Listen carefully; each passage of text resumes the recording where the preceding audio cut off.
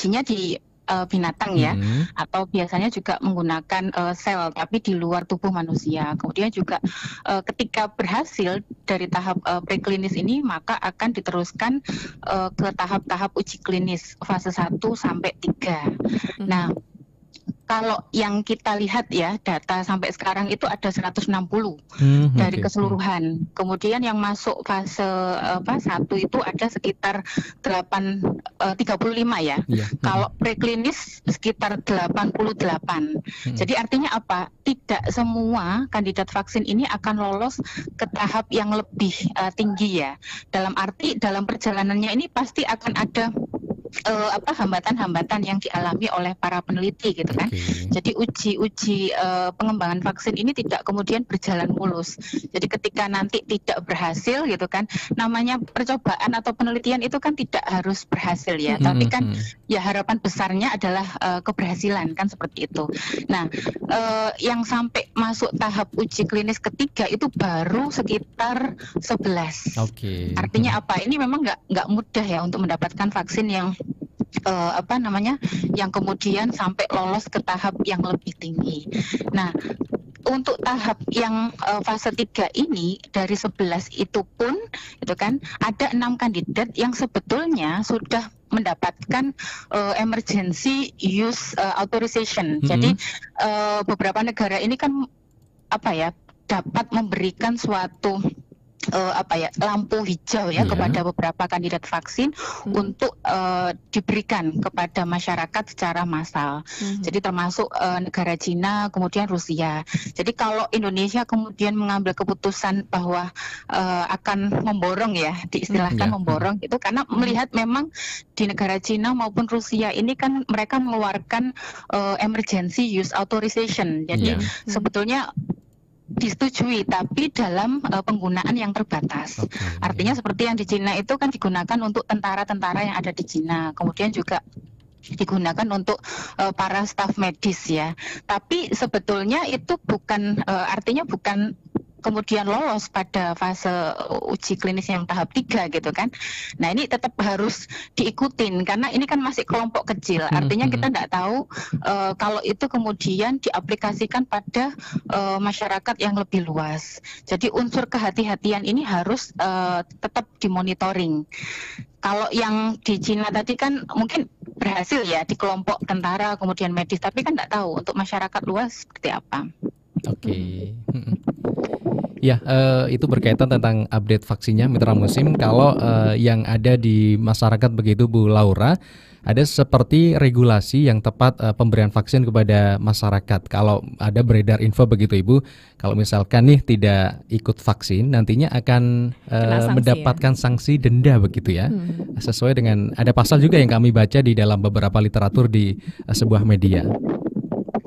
Iya, jadi saya nggak setuju sebetulnya Mas Dhani dengan penerapan itu karena Badan Kesehatan Dunia pun kan belum menyatakan ya ada vaksin yang sudah lolos untuk fase tahap 3. Artinya secara keamanan kemudian keefektifan itu masih belum ditemukan satupun jenis vaksin yang ada di dunia ya, maksudnya yang dikembangkan oleh peneliti-peneliti di dunia.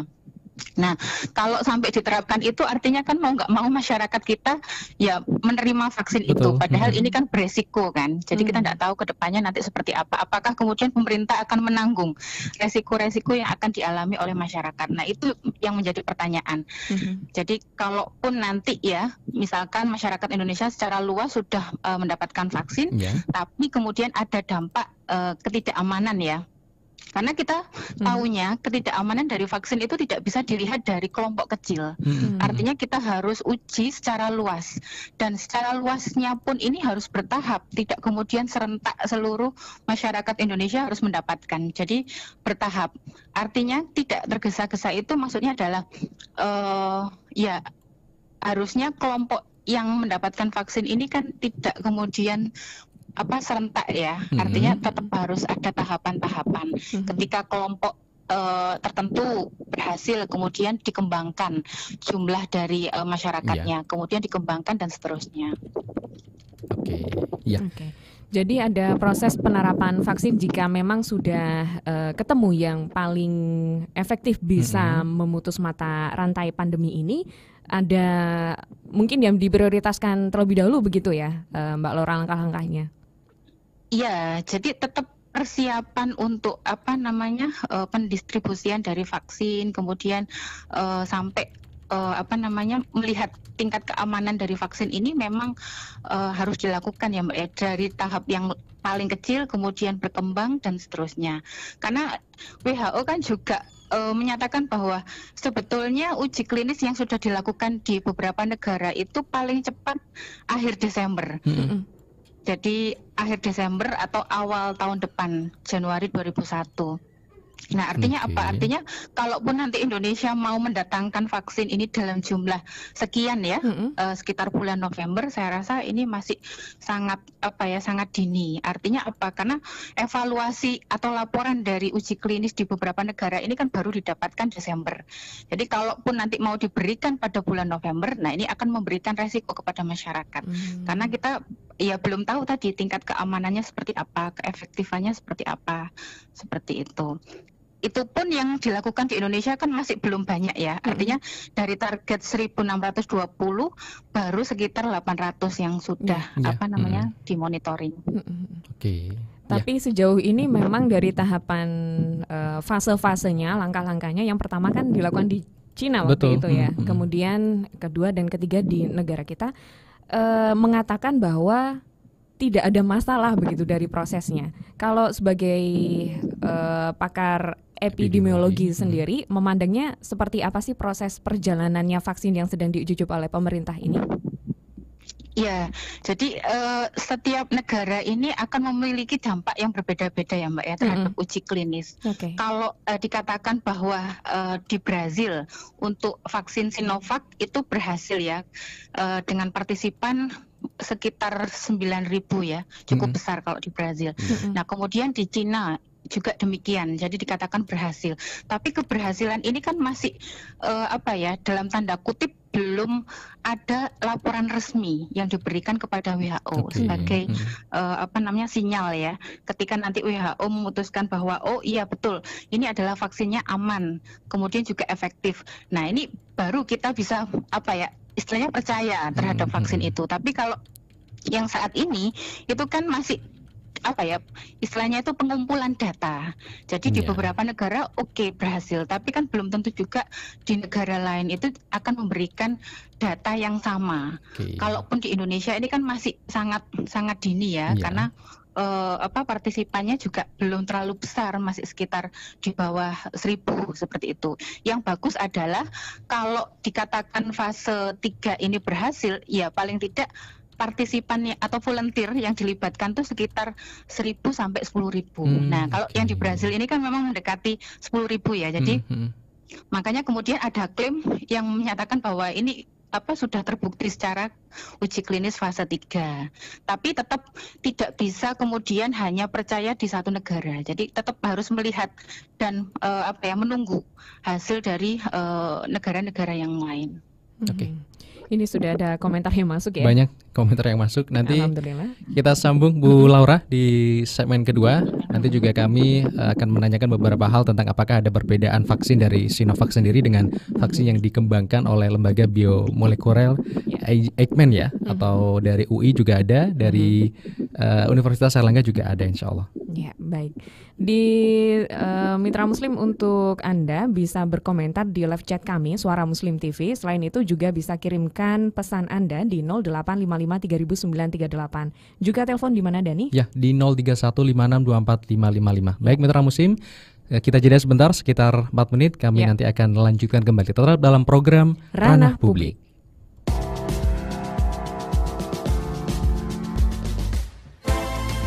Anda sedang bersama Ranah Publik. Ranah Publik. Sampaikan opini Anda. Telepon 031 5624 555. WA 0855 3938. Live chat channel YouTube Suara Muslim TV. Dipersembahkan oleh suaramuslim.net. Ranah Publik segera kembali.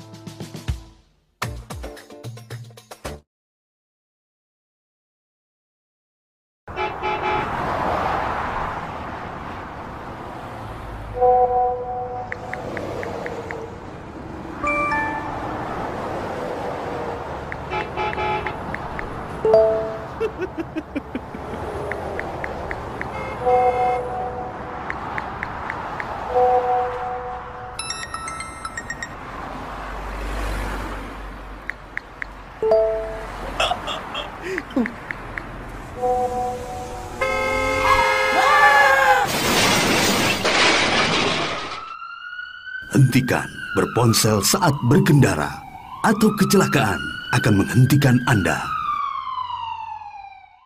Ayo ikuti undian IndiHome Miliarder 2020 yang akan diundi di setiap periode. Menangkan undian ini. Caranya mudah. Buat yang belum berlangganan, kamu tinggal pasang IndiHome di rumah kamu. Untuk pelanggan lama, pastikan kamu selalu bayar tepat waktu ya. Dan tambah layanan upgrade speed. Ayo buruan! Sebelum 31 Desember 2020. Info lebih lanjut, klik www.indihome.co.id. Wujudkan bersama IndiHome. Assalamualaikum warahmatullahi wabarakatuh. Mitra Muslim, pandemi COVID-19 harus kita lawan dengan menjaga kesehatan diri, baik lahir maupun batin. Iman dan imun harus kita jaga dengan baik agar kita aman. Mediti yang kaya akan antioksidan itu bisa menjadi solusi untuk menjaga kesehatan kita dan juga imun kita. Mediti dikemas dalam kemasan saset tanpa ampas, sehingga mudah diminum, aman diminum bagi orang yang sakit maupun orang yang sehat. Saya, Profesor Dr. Joko Agus Purwanto Apoteker, mengajak semua mitra muslim untuk berikhtiar terbaik melawan COVID-19 bersama Mediti. Stay healthy with Mediti. Mediti juga membantu pengobatan kanker, diabetes, hipertensi, stroke, kolesterol, asam urat, gangguan kesuburan, HIV/AIDS, autoimun, alergi, TBC, dan lainnya. Aman bagi lambung dan ginjal. Pemesanan hubungi Radio Suara Muslim Jalan Dinoyo 57 Surabaya. Website www.mediti.co.id atau kunjungi rumah Mediti, Wisma Penjaringan Sari, Jalan Pandugo Baru, R41 Rungkut, Surabaya. Stay healthy with Mediti.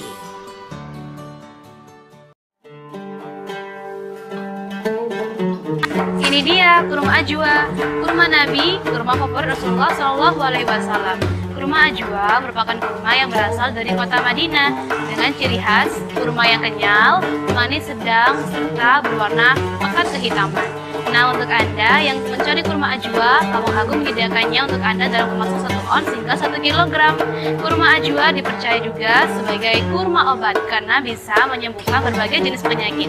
Barang siapa yang mengkonsumsi kurma ajwa 7 butir setiap paginya, insya Allah akan terhindar dari bahaya racun dan juga sihir.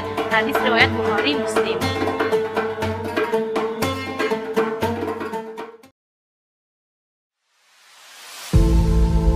Exclusively woven, accentuating traditional Indonesian features,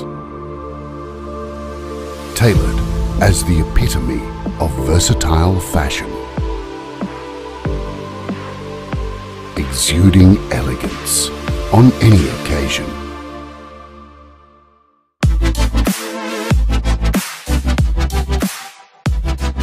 Combining subtle comfort with stylish luxury.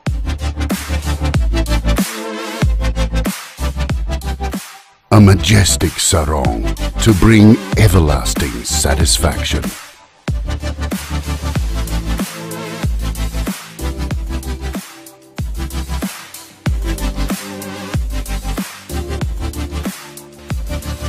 Sarung Ardan by Buah Kecubung.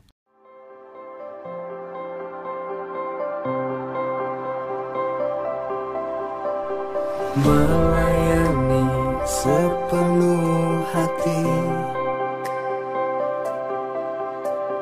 jujur, ramah, dan islami.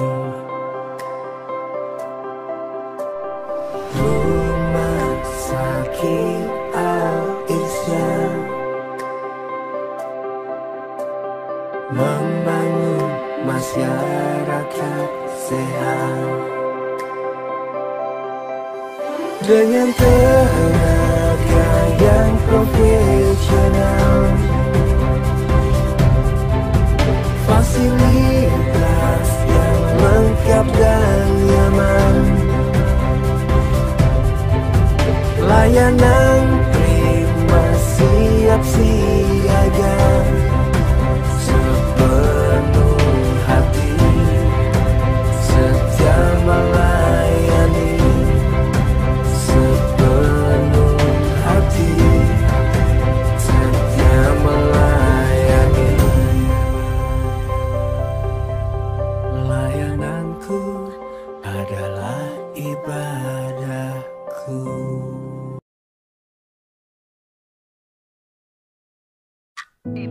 Duh, lapar nih. Kamu lapar nggak? Pesan makan yuk, Din. Maaf, aku lagi puasa. Cie, temanku yang solihah. Rajin banget puasa sunnah. Aku tuh lagi bayar utang puasa Ramadan tahun lalu. Ramadan kan bentar lagi, Hil. Iya ya, aku baru ganti sehari tuh. Tapi tar aja deh kalau udah deket-deket Ramadan. Emang kamu bisa jamin deket-deket Ramadan kamu masih hidup? Kok gitu ngomongnya? Kan kita masih muda. Masih lama kali. Masalah ajal nggak pilih umur. Lagian kamu tahu nggak sih, utang sama manusia aja kita was-was kalau belum bayar. Apalagi utang sama Allah. Berat sis hitungannya. Masihkah kita berutang puasa Ramadan?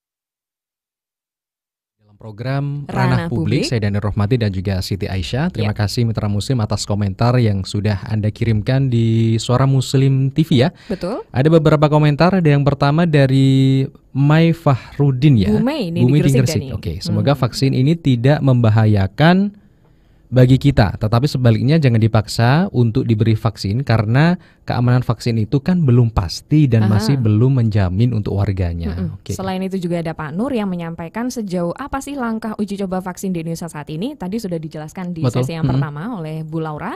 Kemudian juga ada Pak Humaydi yang menyampaikan, Assalamualaikum Mbak dan Mas. Waalaikumsalam. Waalaikumsalam. Pak Humaydi, seandainya divaksin, pilih dari negeri sendiri saja daripada dari Cina, lebih terjamin keamanannya dan juga kehalalannya kalau dalam negeri, katanya beliau. Ada Bu Anis di Babat, terima kasih. Katanya salam saja dan nyimak. Waalaikumsalam warahmatullahi wabarakatuh. Dan juga Pak Huda di Sedati ikut menyimak. Terima kasih banyak Pak Huda. Selain itu juga ada Pak Anang di Benowo. Kemudian ada banyak lagi dari Mitra Muslim yang lainnya. Mungkin ditanggapi dulu oleh Bu Laura apa yang sudah disampaikan Bu Mei. Kemudian juga tadi Pak Humaydi. Pilih vaksinnya yang buatan dalam Indonesia negeri dong. Ini mungkin yang buatannya Bu Laura mungkin. Dari Universitas Airlangga. Dari UNER. Iya, tadi sempat disinggung ya tentang vaksin merah putih yang diproduksi oleh negara Indonesia. Jadi sebetulnya negara kita itu juga sedang mengembangkan vaksin ya Mbak ya. Jadi termasuk dari lembaga Eijkman, kemudian juga ada Universitas Indonesia dan dari UNER juga. Nah, tapi ini kan masih masih dalam tahap preklinis ya. Artinya kalau preklinis ini kan masih diuji hewan. Ya, jadi nanti targetnya ya sekitar tahun depan, pertengahan tahun depan itu bisa segera dilakukan uji klinis pada manusia. Jadi fase 1 sampai 3. Nah, kemudian kenapa pemerintah berpikir untuk mendapatkan vaksin dari negara lain gitu kan dibandingkan menunggu ya. Kita melihat bahwa mungkin ada indikator lain atau ada upaya lain yaitu terkait dengan pemulihan ekonomi di Indonesia. Jadi itu yang menjadi alasan mengapa kita kemudian membeli ya secara ya bisa dikatakan besar-besaran nanti di awal dari negara-negara yang sudah sudah memproduksi vaksin, kemudian sudah sampai tahap ke fase 3 ya, seperti Cina gitu kan. Nah, kalau ditanya ya lebih baik memang kita menggunakan vaksin dalam negeri ya, tapi ini kan masih menunggu, kan. Kemudian juga masih berproses ya. Ya kita inginnya itu mandiri ya Mbak ya, karena kita tidak tahu ini kan penyakit baru. Kemudian juga kita tidak tahu karakter virusnya seperti apa. Kemudian vaksin yang dikembangkan ini kan harapannya memberikan daya protektif yang cukup lama, kan seperti itu. Jangan sampai kemudian hanya diberikan 2 dosis, tapi ternyata hanya memberikan kekebalan yang singkat ya, cukup singkat. Jadi ada data itu yang mengatakan bahwa hanya sekitar 6 bulan. Artinya apa? Artinya kita kan butuh vaksin dalam jumlah besar nantinya. Kan seperti itu. Nah, kalau kita hanya mengandalkan dari produsen yang ada di Cina atau di luar negeri, ini kan nanti istilahnya kita selalu berharap kan pada negara-negara itu. Jadi tidak ada kemandirian kan. Ya, makanya kemudian Indonesia ini juga sedang mengembangkan itu. Artinya nanti kebutuhan dari vaksin ya bisa dipenuhi oleh negaranya sendiri kan seperti itu. Oke. Kalau misalkan ada beberapa vaksin tadi yang disebutkan Sinovac, ada Sinopharm kalau tidak salah, apakah ada perbedaan begitu Bu Laura tentang yang dikembangkan merah putih khususnya di Indonesia sendiri? Mungkin virusnya kalau di Indonesia ini ambilnya di Indonesia, ataupun kalau di Sinovac itu di Cina kah, atau memang ambilnya juga di Indonesia? Iya, jadi kalau setiap negara itu kan pasti mendapatkan isolat virus masing-masing ya Mas. Artinya apa? Ketika kita mengembangkan vaksin dari isolat yang ditemukan di Indonesia itu justru lebih baik dibandingkan kemudian kita mengandalkan vaksin dari luar negeri yang ya pasti mereka juga akan menggunakan isolat yang dari negaranya mereka kan seperti itu. Karena kalau kita melihat karakteristik virus itu sebetulnya dipengaruhi oleh sistem imun atau karakteristik dari setiap individu di negara masing-masing. Jadi itu akan mempengaruhi karakter dari virusnya. Nah, ketika kita menggunakan isolat virus dari Indonesia sendiri, ya harapannya akan menjadi suatu produk vaksin yang jauh lebih efektif ya, harapannya seperti itu dibandingkan dengan kemudian mengambil dari Cina. Nah, kalau ditanya apa bedanya kemudian vaksin merah putih dan vaksin-vaksin yang sudah dikembangkan oleh negara-negara lain. Jadi dalam pengembangan vaksin itu kan ada beberapa platform, jadi tipe vaksin yang digunakan. Jadi nanti ada tipe vaksin yang diproduksi dari virus yang dilemahkan. Artinya virus ini tidak mempunyai tingkat virulensi atau tingkat infeksius, tapi ketika dimasukkan ke dalam tubuh masih dikenali oleh sistem imun sebagai virus, sehingga itu akan merangsang antibodi keluar. Nah, ini kan harapannya. Jadi dengan memasukkan vaksin ya antibodi itu dikeluarkan, sehingga antibodi ini kan bisa memberikan perlindungan ketika memang ada paparan virus yang masuk secara alami ke dalam tubuh, seperti itu. Nah, kalau vaksin merah putih itu dia mengambil platform yang, jadi nanti ada yang dari virus yang dilemahkan, kemudian ada virus yang dinonaktifkan ya, kemudian juga ada vaksin dari RNA, vaksin dari DNA, kemudian juga ada vaksin dari subunit partikel protein dari virus gitu kan. Nah, kalau yang merah putih ini dia mengambil subunit, jadi bagian dari virusnya. Jadi kalau di virus COVID SARS-CoV-2 itu ada bagian spike. Nah, spike ini yang digunakan sebagai kandidat vaksin merah putih yang dikembangkan di lembaga Eijkman. Tapi kalau Sinovac, dia memilih platform yang virus dilemahkan. Artinya ya dari virus asli, tapi kemudian sifat virulensinya itu dihilangkan. Seperti itu. Jadi tergantung dari, nah kalau ditanya mana vaksin yang lebih efektif dari beberapa platform itu, ya kita tidak tahu ya, ini kan masih dikembangkan. Jadi ya memang peneliti ini kan mengembangkan dari banyak sisi ya, dari banyak aspek. Ya tujuannya adalah untuk mendapatkan yang paling baik di antara yang baik. Ini ada komentar dari Pak Triansah Pangestu yang menyampaikan, saya mendengarkan hoax dari sebuah media begitu yang menyampaikan WHO melarang vaksin corona sebab apa ini? Sebabnya saya lupa. Terus vaksinnya di lengan atau di mohon maaf di pantat begitu katanya. Begitu. Kemudian ambil dari Cina begitu katanya seperti itu. Menurut saya soalnya dari negara Cina kan terkenal semua produknya lebih murah, katanya jadi dipilihnya dari Cina. Betul, di Cina karena memang harganya lebih terjangkau kalau yang dikirimkan oleh Mas Triansah Pangestu ini. Apakah benar seperti itu alasannya? Silahkan Bu Laura.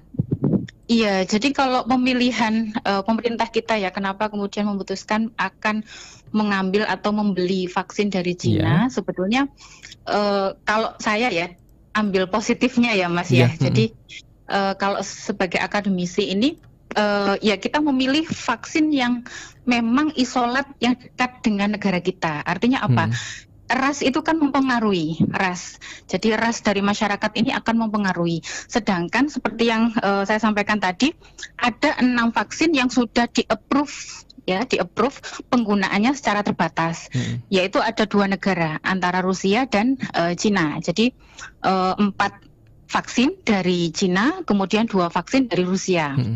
Nah, kemudian kenapa kok akhirnya diambil Cina? Ya mungkin karena kedekatan tadi ya, kedekatan secara ras ya, sama-sama masuk ke benua Asia kan gitu.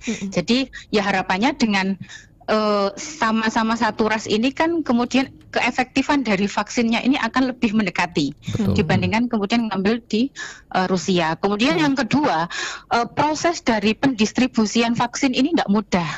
Dalam arti gini, kalau kita mendapatkan vaksin dari lokasi yang jauh, itu akan memberikan anggaran lebih besar dibandingkan dengan yang lebih dekat. Seperti itu. Karena vaksin ini seperti yang kita ketahui, dia kan butuh pendingin ya ketika dilakukan proses distribusi. Nah, ini kan mungkin menjadi pertimbangan buat pemerintah Indonesia. Tapi kemudian tadi ada pernyataan WHO tidak setuju. Ya betul itu. Memang WHO sampai saat ini itu menyatakan bahwa hasil dari vaksin ya yang sudah masuk ke uji klinis itu paling cepat diketahui pada Desember atau awal tahun. Itu pun baru laporan awal. Apakah vaksinnya aman, ampuh atau tidak kan seperti itu. Jadi belum termasuk proses produksi, kemudian distribusinya. Jadi WHO ini memperkirakan vaksin yang lolos uji tahap klinis baru akan tersedia pada pertengahan tahun depan. Ya, artinya apa? Artinya WHO sebetulnya berharap tidak ada vaksinasi dalam skala luas hingga pertengahan tahun depan. Nah, ini yang harus menjadi catatan ya untuk pemerintah Indonesia. Karena yang kan tidak mau dikatakan tergesa-gesa itu tadi ya. Betul ya, digembor-gemborkan akan mendapatkan vaksin pada bulan November ya. Oke, baik. Ya, seperti itu. Oke, kita karena keterbatasan waktu mungkin terakhir tentang update sedikit situasi pandemi di Surabaya, Bu Laura. Ini kalau kita lihat sekarang kan lagi liburan bersama nih. Betul. Momentumnya Maulid. Terus kalau dilihat dari statusnya teman-teman saya yang terdekat, biasanya ada yang plesir kemana sudah mulai berani untuk bepergian, kemudian juga sudah mulai beraktivitas lebih fleksibel lagi. Apakah yang dilakukan oleh masyarakat ini di situasi saat ini sudah tepat seperti itu? Ya, jadi kita tidak bisa menyalahkan masyarakat ya Mbak ya, ketika mereka ingin melakukan wisata gitu. Betul. Kan apalagi ini sudah ingin momennya banget pas sekali long weekend ya, karena juga mungkin secara psikis mereka kan sudah bosan ya, berada di rumah, kemudian juga anaknya yang dengan pembelajaran jarak jauh, sehingga ya mau nggak mau ya merencanakan untuk liburan kan seperti itu. Kemudian juga PSBB sudah tidak dijalankan, artinya tidak mungkin pemerintah itu akan melarang, dan beberapa tempat wisata juga mengalami relaksasi ya. Artinya ya masa kemudian nggak dikunjungin kan seperti itu. Tapi yang eman gitu ya. Jadi yang paling utama yang harus diperhatikan mungkin tidak hanya masyarakat ya, tidak hanya menuntut masyarakat untuk melakukan ini gitu kan, tapi juga pengelola tempat-tempat umum. Jadi penerapan protokol kesehatan ini menjadi suatu langkah penting untuk mencegah penyebaran kasus. Artinya kalau para masyarakat kemudian para pengelola dari tempat wisata atau tempat-tempat umum ini kemudian mengedepankan ya protokol kesehatan, ini akan menjadi lebih aman dalam menghindari penularan dari COVID-19. Kemudian juga sebetulnya tidak ada di sejarah itu pandemi bisa selesai dengan vaksin. Artinya pandemi yang sudah pernah terjadi itu kan sebetulnya selesai dengan ya tergantung dari intervensi ya kesehatan masyarakat yang dilakukan. Artinya apa? Intervensi kesehatan masyarakat ini yaitu protokol kesehatan. Jadi bagaimana upaya testingnya, kemudian tracing, kemudian treatment, dan upaya-upaya 3M yang dilakukan ini bisa menekan penyebaran kasus. Seperti itu. Kalau di Surabaya sendiri, Bu Laura, apakah sudah mengalami perubahan? Kalau yang terakhir itu zona kuning ya, kalau nggak salah ya? Menuju hijau. Menuju hijau. Apakah memang benar demikian, Bu Laura?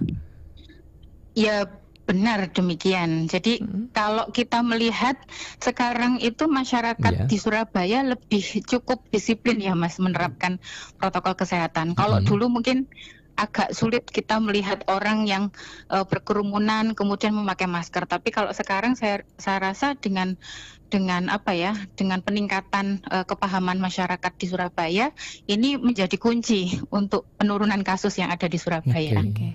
Baik. Terakhir mungkin kalau lihat beritanya dari Jepang itu ada alokasi dana 94,2 triliun rupiah, pemerintah Jepang mendukung RUU vaksin COVID-19 gratis. Ini harapannya. Kira-kira bisa terlaksana tidak?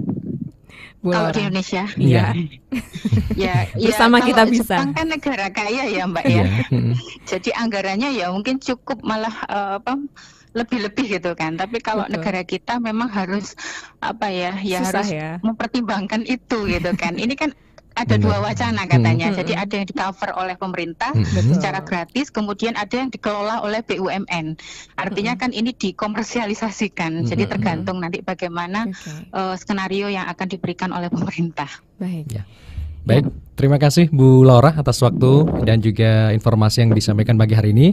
Sehat selalu, insya Allah bisa kita sambung di kesempatan lain dengan diskusi tema lain. Assalamualaikum warahmatullahi wabarakatuh. Waalaikumsalam warahmatullahi wabarakatuh.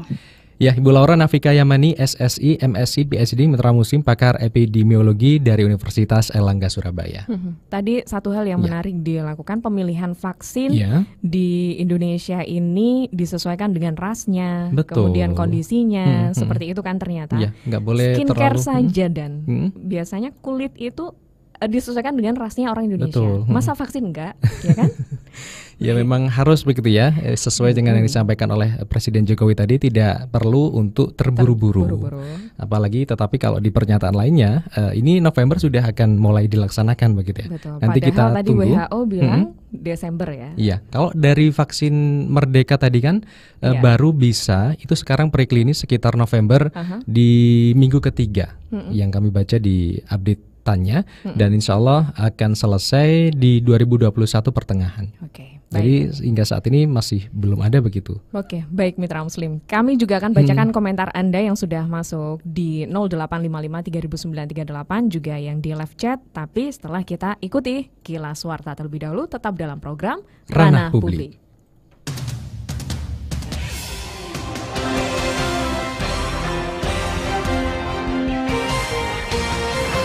Saatnya menyimak Kilas Warta. Kilas Warta. Suara Muslim Radio Network.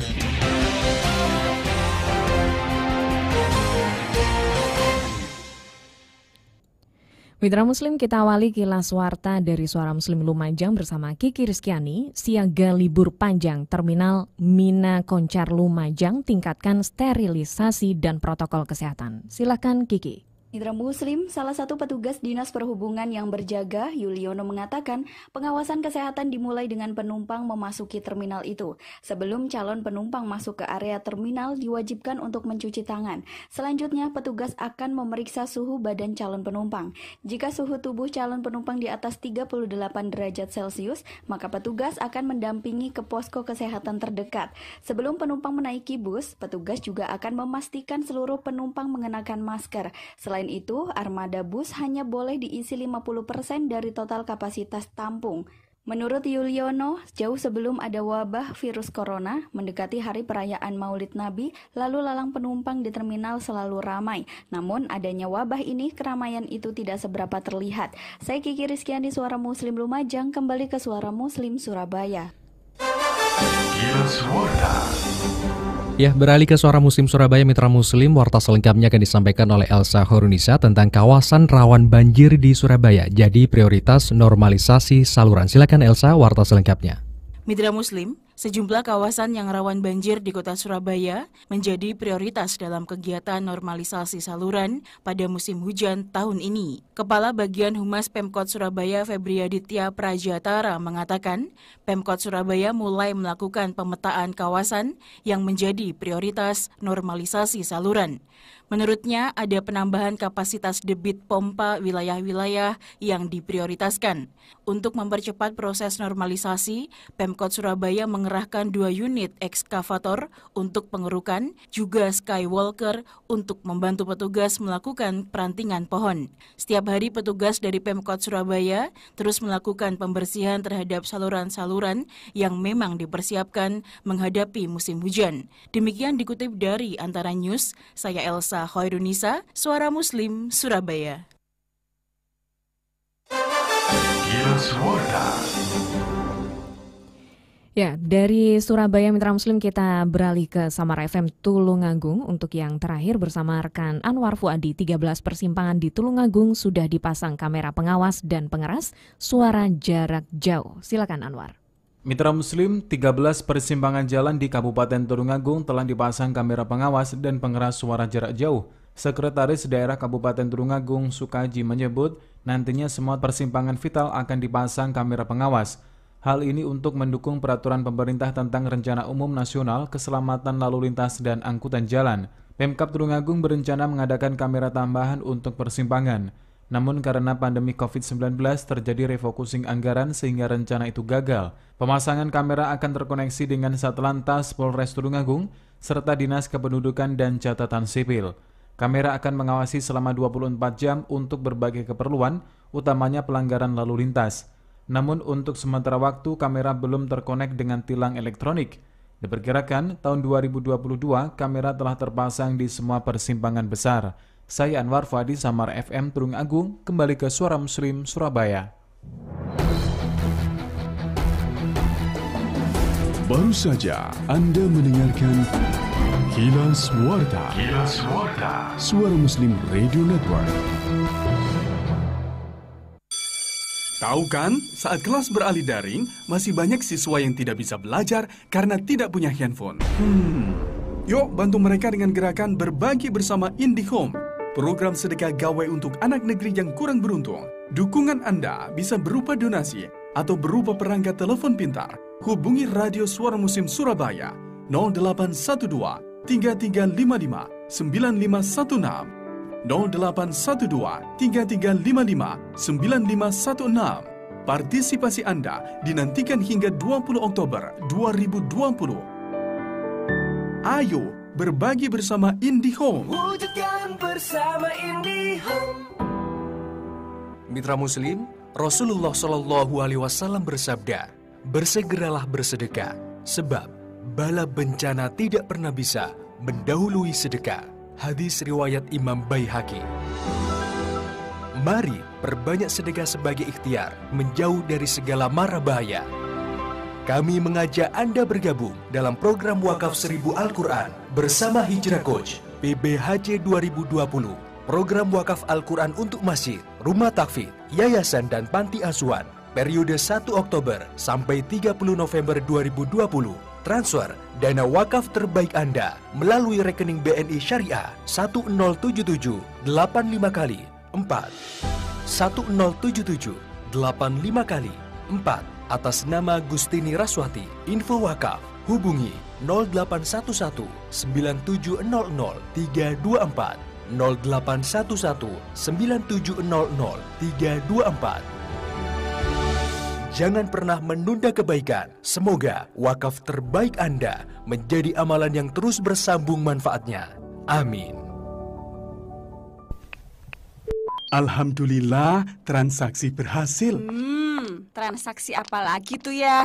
Ingat loh, kita harus bijak dalam mengatur keuangan, ya toh? Apalagi untuk kepentingan umat harus kita utamakan di situasi seperti saat ini. Memangnya ayah barusan transfer siapa, hayo? Ayah transfer donasi ke Lazismu, Bu, yang melaksanakan program pemberdayaan umat, mulai dari pemberian modal usaha, pelatihan UMKM, hingga Bank Ziska, bank sedekah untuk mengentas usaha kecil dari jeratan rentenir. Bahkan Lazismu di berbagai daerah mendampingi kampung mandiri dengan rangkaian kegiatan pemberdayaan masyarakat, edukasi tani bangkit, bantuan bibit unggul, penyuntikan hewan ternak, serta pemberantasan hama di sawah-sawah petani. Program ini menjadi fokus garapan Lazismu, Bu. Masya Allah, lanjutkan ya. Sudah pasti amanah kalau Lazismu. Jangan pelit-pelit ya. Mari galang donasi untuk pemberdayaan umat bersama Lazismo. Transfer donasi terbaik Anda melalui rekening Bank Muamalat nomor 7710115631, call center 0813 2572 4440. Informasi lebih lengkap klik www.lazismojatim.org. Bersama Lembaga Amil Zakat Infak dan Sodakoh Muhammadiyah, Lazismo, kita beraksi bersama untuk sesama, memberi untuk negeri.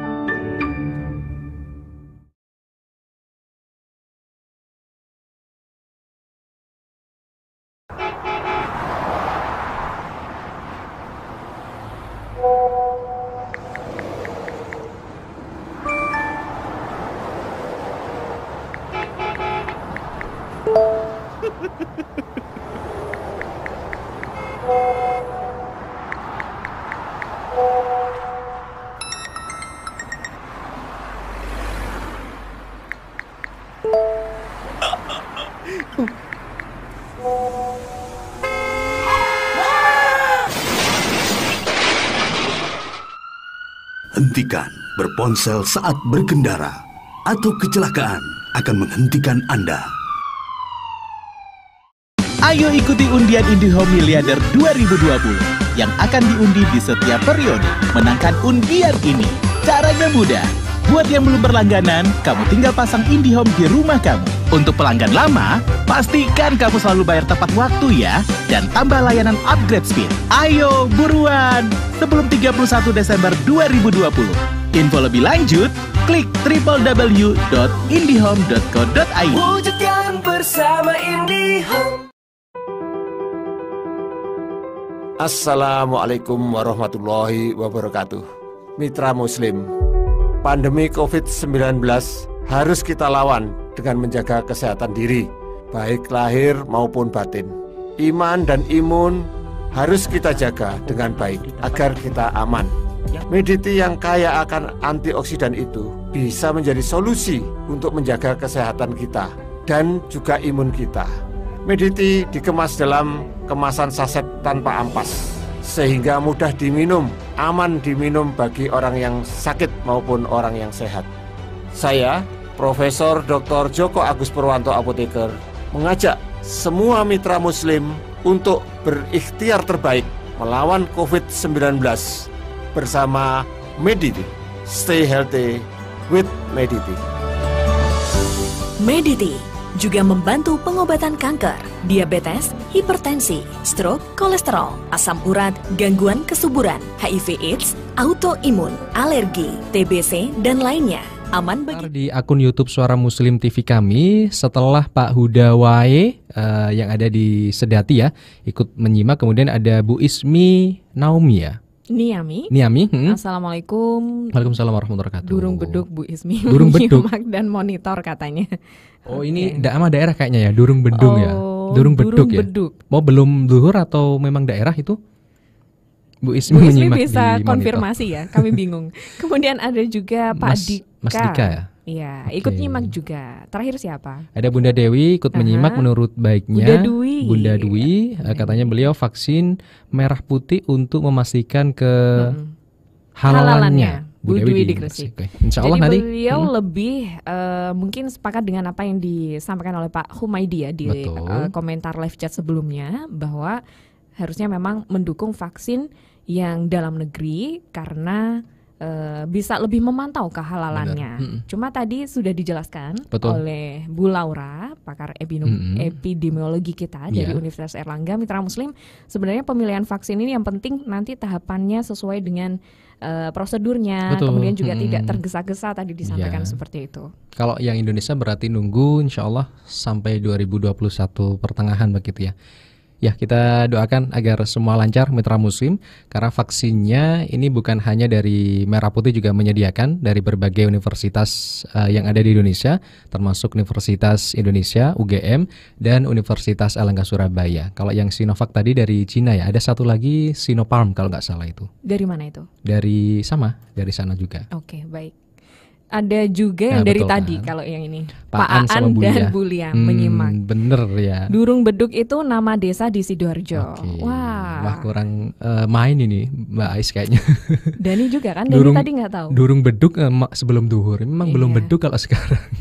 Emang Dani pernah ke Durung Beduk? Di Sidoarjo pernah, insya Allah Pak Aan dan juga Bulia. Kalau di Durung Beduk ya belum. Ya, baik. Terima kasih banyak Mitra Muslim untuk apresiasi Anda. Ramai sekali loh dan pagi ini YouTube kami. Jangan lupa untuk yang sudah mampir di Suara Muslim TV untuk subscribe, like, komen, dan share ya. Ya, insya Allah akan ada beberapa tema yang bermanfaat dunia dan juga akhirat Mitra Muslim. Amin ya Rabbal Alamin. Tetap jaga protokol kesehatan Mitra Muslim selama liburan panjang di pekan ini. Kemarin sudah ada yang libur, ada beberapa, dan yang swasta masih ada yang masuk begitu ya. Kalau yang hari ini hari merah ya, hari Kamis ini ya. Kemudian lanjut sampai Jumat, Sabtu, dan Ahad. Oke, baik. Dan juga selalu terapkan protokol kesehatan dengan gerakan 3M ya. Apa saja Dan? Masa Ais nggak hafal? Memakai masker. Kemudian mencuci tangan atau memakai hand sanitizer, dan juga terakhir menjaga jarak. Ya, kalau saya sih hafal Mitra Muslim. Ini ngetes saja tadi ya. Ya, terima kasih tesnya ya Ustadz. Betul. Ya, demikianlah Mitra Muslim untuk penelpon tadi, mohon maaf sekali belum bisa kami angkat karena keterbatasan waktu. Dan saatnya kami mohon pamit undur diri dari ruang dengar Anda. Segenap kru yang bertugas di Suara Muslim Radio Network, di Suara Muslim Lumajang ada Kiki Rizkyani, di Kaliga FM Suara Muslim Tuban, ada di Gatekeeper Elsa Horunisa, ada videografer kami dari tadi pagi ada Mas Edi Haryanto, dan saya Dani Rahmati. Saya Siti Aisyah pamit undur diri Mitra Muslim. Terima kasih telah mendengarkan dan juga menyimak kami di Suara Muslim. Mohon maaf atas segala kekurangan dan subhanakallahumma wa bihamdika nasyhadu alla ilaha illa anta nastaghfiruka wa natubu ilaik. Maha suci Engkau ya Allah, dan dengan memujimu kami bersaksi tiada Tuhan yang berhak diibadahi selain Engkau. Kami memohon ampun dan bertaubat kepadamu. Wassalamualaikum warahmatullahi wabarakatuh.